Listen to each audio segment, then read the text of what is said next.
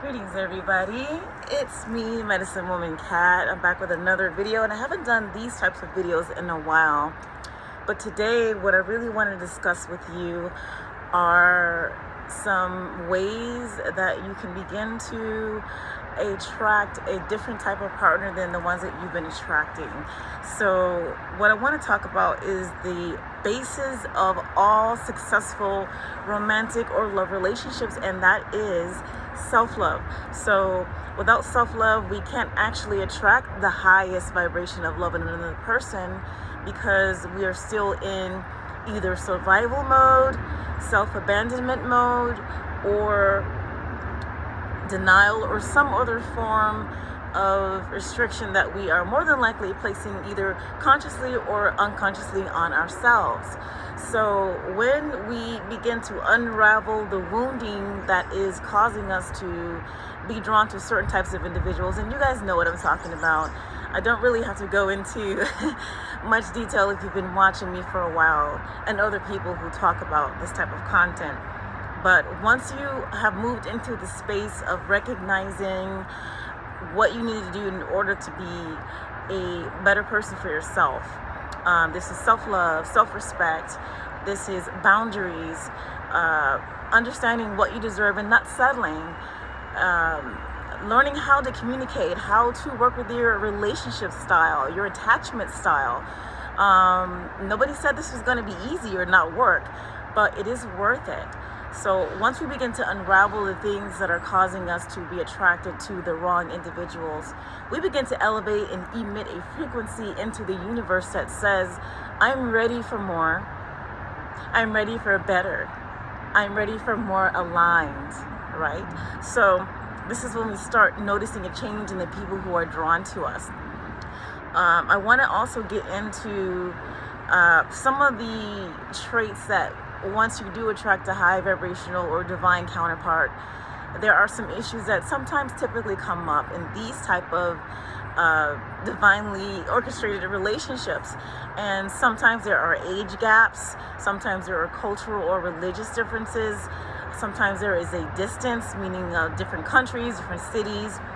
Sometimes there are other factors, even family, who try to get in the way of these relationships. And because these relationships are divinely orchestrated, meaning they are your higher timeline soulmate, this is a high frequency relationship that will elicit two types of responses. One, you're going to have people who are genuinely and authentically happy for you in your relationship. The second thing that may happen is you're going to encounter jealousy, envy, ill wishes. And sometimes those people are less obvious, and sometimes you're going to be surprised by who those people are.